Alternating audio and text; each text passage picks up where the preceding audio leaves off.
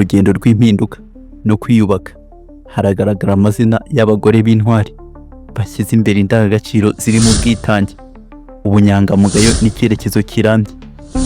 Muri bo haravugwa ACP Linda Nkuranga, umugore wiyubashye mu mirimo itandukanye yakoze, cyane cyane nk'umuyobozi w'umuryango Rwanda Red Cross.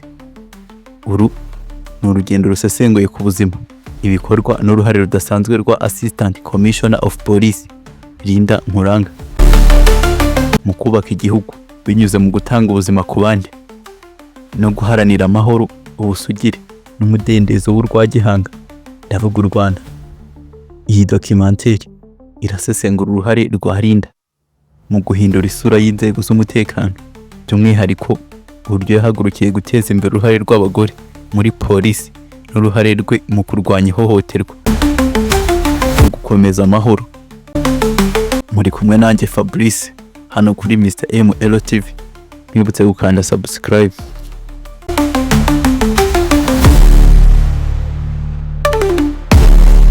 Assistant Commissioner of Police Linda Nkuranga ni umugore w'umunyarwandakazi wari ukuriye ishami ry'ubutasi mu rwego rw'u Rwanda rushinzwe umutekano, cyangwa se National Intelligence and Security Service mu mahanga.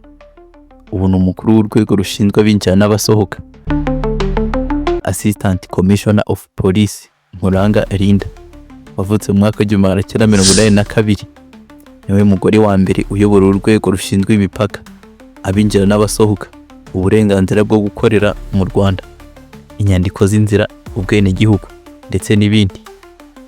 ACP Nkuranga Linda afite impamyabumenyi ihanitse mu bijyanye n'amahoro n'amakimbirane, ndetse yanitabiriye amasomo mu ishuri rya polisi rya Musanze.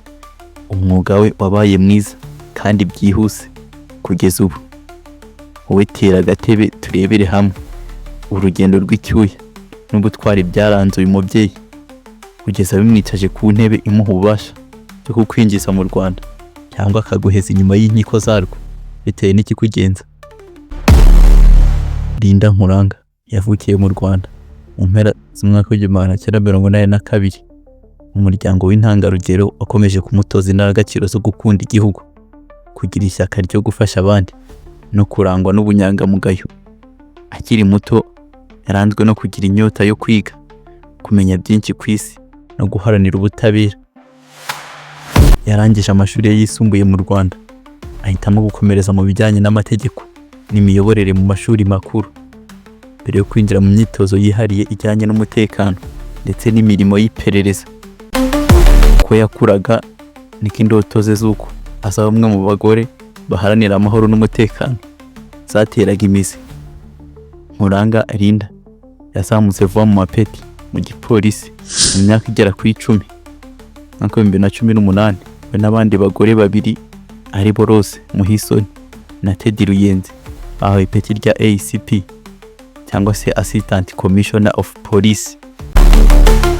Linda Nkuranga yari amaze umwaka umwe akuriye ishami ry'ubutasi mu mahanga mu rwego rw'u Rwanda rushinzwe umutekano, cyangwa se National Intelligence and Security Service. Icyo gihe nibo bagore ba mbere bari bageze hejuru cyane mu mapeti y'igipolisi mu Rwanda, nyuma ya Mary Gahonzire wageze ku rwego rwa komiseri. Nkuranga yakoze imirimo itandukanye muri polisi, irimo kuba umukuru w'ibiro bya komiseri umukuru wa polisi y'u Rwanda, yanabaye umuvugizi wungirije wa polisi. Yabaye kandi umukuru w'urwego rwa Kigali International Conference Declaration, cyangwa se KICD, ruhuriwemo n'abagore mu nzego z'umutekano z'ibihugu 42 bya Afurika, rugamije kurwanya ihohoterwa rishingiye ku gitsina n'ihohoterwa rikorerwa abana. Umwaka ushize, mbere yo kugirwa ukuriye ubutasi mu mahanga, yari komiseri ushinzwe ubutwererane na protokole muri polisi. Dore uko yinjiye muri polisi y'u Rwanda. Icyemezo cy'ubutwari. Mu ntangiriro za 2000, Linda Nkuranga yinjiye mu rwego rwa polisi y'u Rwanda ahagana mu mwaka wa 2001, mu bihe bikomeye igihugu cyari kirimo kwiyubaka nyuma ya jenoside yakorewe abatutsi mu mwaka wa 1994. Icyo gihe kuba umugore akajya mu nzego z'umutekano ntibyari bimenyerewe, ariko we yaciye inzira nshya yitabiriye amahugurwa n'imyitozo ikomeye y'abapolisi bashya, akagaragaza ubushishozi, umutima wo gukunda igihugu n'ubushobozi bwo gufata ibyemezo bikomeye mu bihe bikomeye. Mu gihe gito yagaragaye nk'umugore w'intangarugero uzi gukorana n'abaturage no gukemura ibibazo mu bwitonzi. ACP Linda yakomeje kuzamurwa mu ntera bitewe n'uko yakoraga akazi mu bwitange n'ubunyamwuga. Yahawe inshingano zitandukanye, ariko by'umwihariko yashyizwe mu mashami akomeye arimo ishami rishinzwe kurwanya ihohoterwa rishingiye ku gitsina cyangwa se GBV. Aha ni hamwe mu hantu yagaragarije ibikorwa by'indashyikirwa. Mu gihe benshi batinyaga gutanga amakuru, Linda yashyizeho gahunda zo kwegera abaturage, gukorana n'abaganga, abajyanama b'ubuzima n'abashinzwe ubutabera mu kubaka uburyo bwo kwakira no kurengera abahuye n'ihohoterwa. Yatangije amasibo y'abagore b'abapolisi bashinzwe kwigisha abaturage ibijyanye n'ihohoterwa no gutabara byihuse. Yabaye n'umuyobozi wa gahunda ya Police Women Network, umuyoboro w'abagore muri polisi baharanira kurengera imibereho y'abaturage n'iyabo ubwabo. Assistant Commissioner of Police Linda Nkuranga kandi yagize uruhare rukomeye mu kwigisha no guteza imbere abagore muri polisi, abashishikariza kwiyamamariza imyanya y'ubuyobozi, abaha amahugurwa kandi abatoza kuba abavugizi b'impinduka. Kubera ko yizerwaga, yoherejwe inshuro nyinshi guhagararira polisi y'u Rwanda mu biganiro mpuzamahanga ku ruhare rw'abagore mu gukumira no gukemura amakimbirane.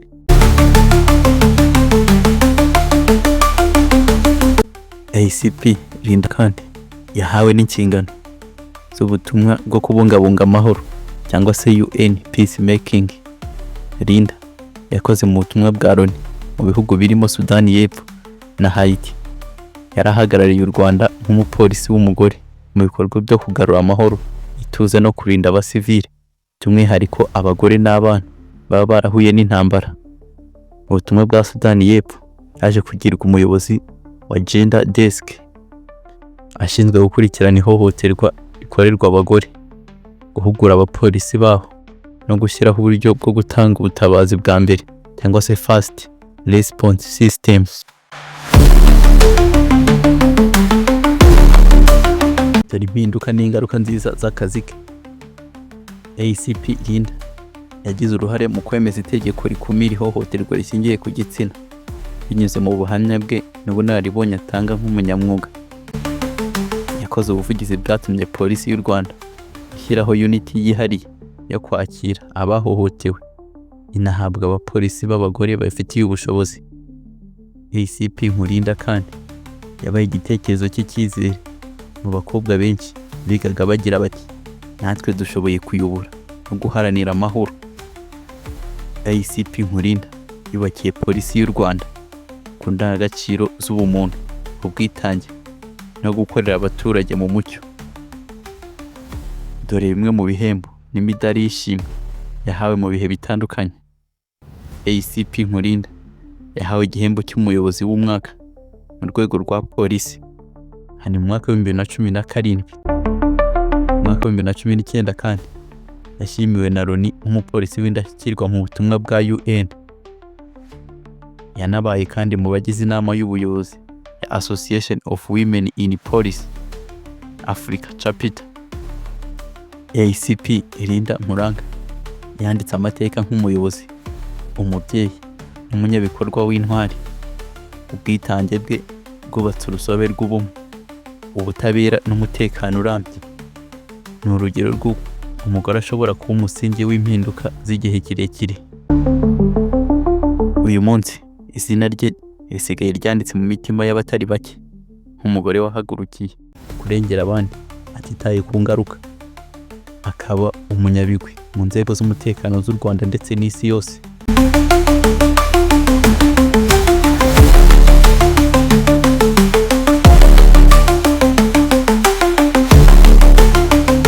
Mwakoze cyane kubana natwe aho twareberaga hamwe incamake ku rugendo rwa ACP Linda Nkuranga muri polisi y'u Rwanda ndetse n'izindi nshingano yagiye ahabwa. General Fabrice umuhungu wanyu nk'ibisanzwe, kugezaho ubucukumbuzi bwihariye utasanga ahandi uretse hano kuri Mr ML TV. Ntibutse gukanda subscribe. Bye bye, reka duhure mu bindi biganiro.